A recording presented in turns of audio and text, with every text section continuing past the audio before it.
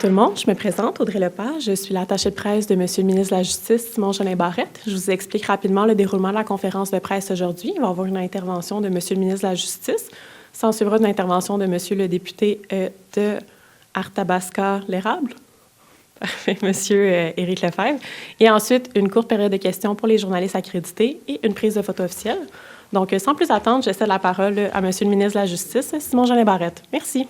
Bonjour tout le monde, très heureux de vous voir aujourd'hui à Victoriaville, dans le district d'Arthabasca. Vous me permettrez de saluer Monsieur le député d'Arthabasca, Éric Lefebvre, Madame Claire Rioux, mairesse de Sainte-Élisabeth de Warwick, Madame Maude Tessier, bâtonnière du barreau d'Arthabasca, Madame Catherine Lapointe, directrice régionale Centre du Québec, et Estrie et de Saint-Hyacinthe, Mme Annie Morissette, directrice du Palais de justice de Victoriaville, Mme Isabelle Bonin, directrice du Centre de justice de proximité du Centre du Québec, Mme Rosanne Roy, administratrice du Centre de justice de proximité du Centre du Québec, Mme Marie Allard du Centre de justice de proximité du Centre du Québec, Mme Stéphanie Allard, directrice générale de la Chambre de commerce et d'industrie Bois-Franc et de l'Érable.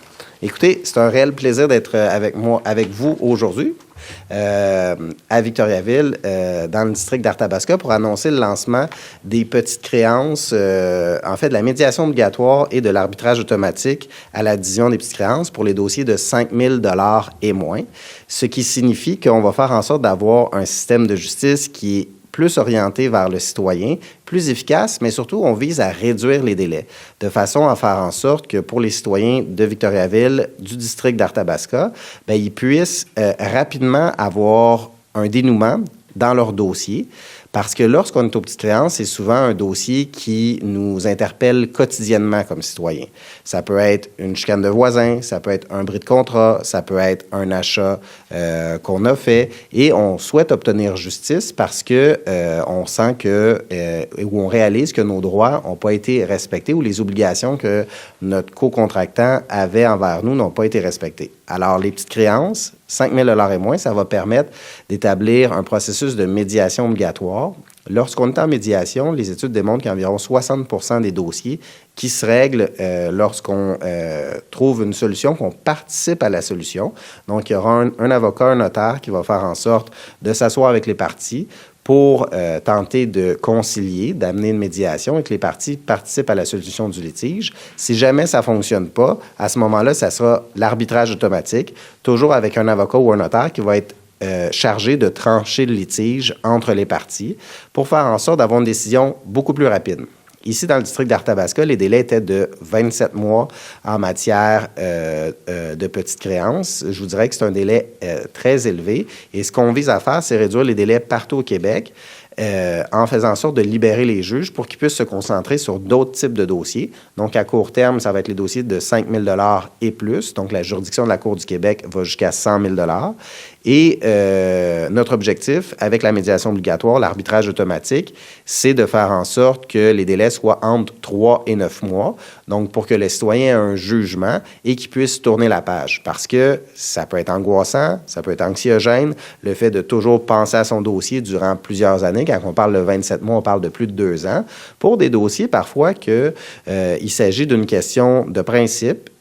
Parfois, la somme n'est pas nécessairement un montant qui est important, mais je pense que c'est important d'obtenir justice et le fait d'instaurer ce nouveau processus-là en termes de médiation et d'arbitrage automatique va faire en sorte d'outiller les gens et surtout va rendre le système de justice plus efficace et ça va nous permettre de tourner la page plus rapidement. Je vous dirais que ça fait partie, cette annonce-là, on le déploie dans chacun des districts du Québec lorsqu'on est prêt.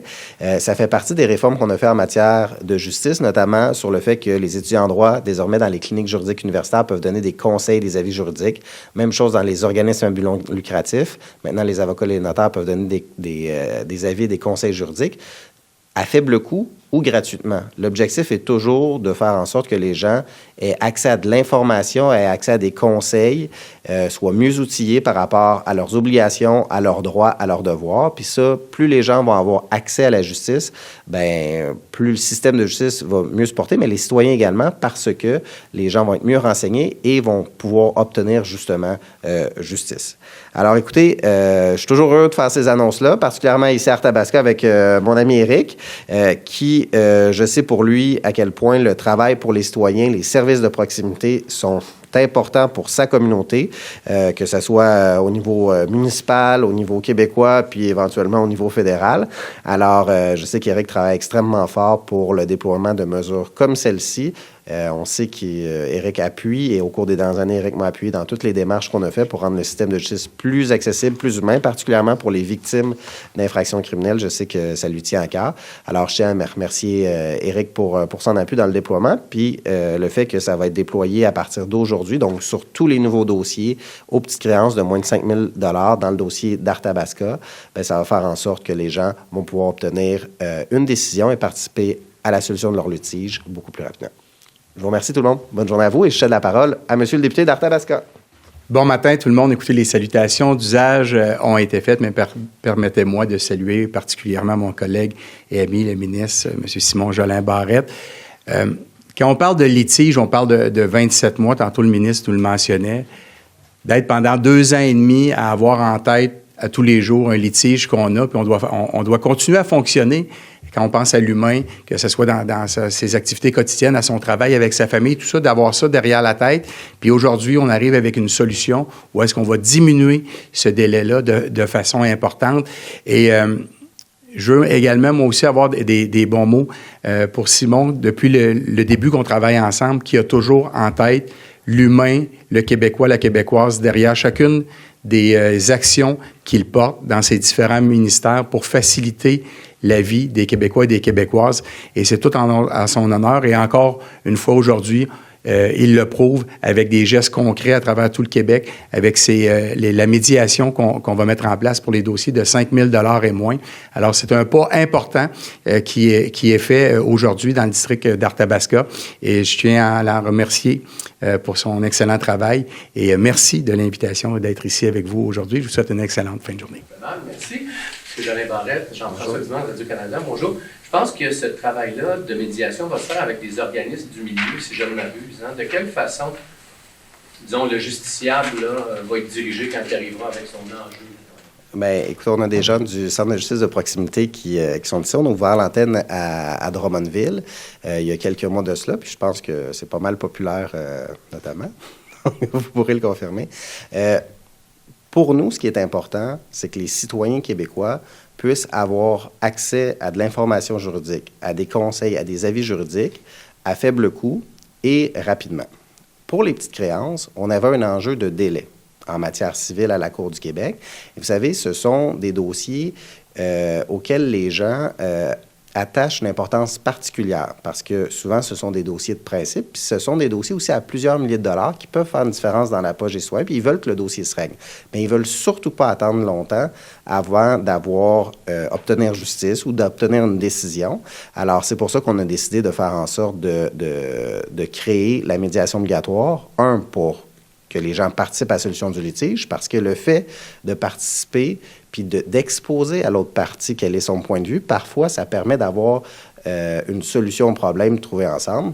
Et donc, notre objectif, éventuellement aussi, est d'accroître ça à 15 000 $ pour couvrir tous les districts et aussi toutes les petites créances. Justement, ça permet, le corollaire de ça, de libérer des juges pour faire en sorte que sur les dossiers entre 15 000 et 100 000 $, bien, les juges, ils ont des journées d'audience de libre. Donc, ça a un effet de cascade pour faire en sorte qu'ils vont pouvoir entendre plus rapidement. Dans le fond, c'est une roue qui tourne. Si on libère les petites créances, on envoie ça avec des médiateurs, avec des arbitres, bien, ça fait en sorte que les juges, par la suite, peuvent traiter plus rapidement les autres dossiers. Votre collègue va me l'excuser, mais une question comme complémentaire. Avez-vous idée du nombre de journées de cours que ça pourrait libérer, ça, à l'échelle provinciale? Avez-vous fait ce calcul-là, cet exercice-là? On a fait l'exercice. Je pourrais vous revenir avec les chiffres plus précis, mais c'est quand même un travail qui est... en fait, le nombre de journées libérées est quand même important et volumineux parce que les greffes fixent quelques dossiers par jour pour les petites créances, parce qu'il y a toujours des dossiers qui se règlent avant de procéder, mais ça fait quand même en sorte que les juges qui étaient assignés, puis ça, c'est la Cour qui assigne les juges, c'est pas le ministère qui fait les horaires ou le ministre qui fait les horaires des juges, mais ça permet de libérer du temps de cour, puis d'être plus efficace, parce que souvent, si les gens ne se sont pas parlé aussi en amont, des fois, ils arrivaient puis ils se parlaient à la Cour, bien là, le dossier était déjà fixé, fait que le dossier tombait. Alors, justement, la médiation qui est gratuite, 3 heures de médiation gratuite, Puis les gens, dans les districts qu'on a lancés, on est rendu le 12e district à lancer. Les taux de succès sont bons, ça avoisine les 60 %. Puis après ça, c'est l'arbitrage automatique où un avocat ou un notaire qui est formé peut rendre une décision. Alors, ça nous permet d'atteindre l'objectif recherché. Justice humaine, efficace, on participe au litige, puis c'est rapide. Merci beaucoup.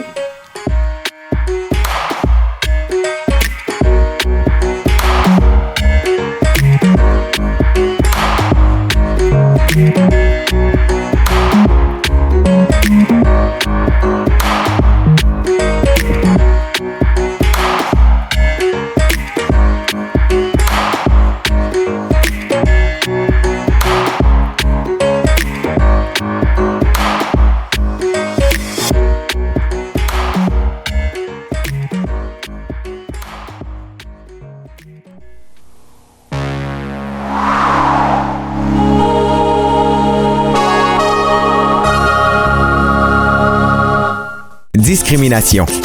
Un locataire vous refuse la location d'un logement? Tentez de connaître la raison pour laquelle il refuse et vérifiez si le logement demeure à louer. Il est important de savoir qu'un locataire ne peut refuser un logement en raison d'une situation de vie comme la condition sociale, l'orientation sexuelle ou les origines. Contactez la Commission des droits de la personne et de la jeunesse si vous vous sentez victime de discrimination. Enquête de crédit. Les locataires sont de plus en plus nombreux à réaliser une enquête de crédit. Même s'ils ont le droit de le faire, ils ne peuvent exiger des informations personnelles comme le numéro d'assurance sociale, le permis de conduire ou le passeport pour effectuer leur enquête. Pour obtenir l'historique de crédit, ils ont besoin du nom, de l'adresse actuelle et de la date de naissance. Lors de la signature du bail, le locataire doit remettre au locataire une copie du bail et une copie des règlements de l'immeuble s'il y a lieu. Avant de signer, le locataire prudent doit vérifier que toutes les sections sont remplies. Animaux. Dans le bail, il y a une clause qui spécifie le droit d'avoir un animal de compagnie ou non. Vaut mieux en discuter avec le locataire d'abord et faire inscrire l'entente lors de la signature du bail. Si le locataire indique le droit d'avoir un animal, c'est bien. Si la case du refus est cochée, cette clause doit être respectée.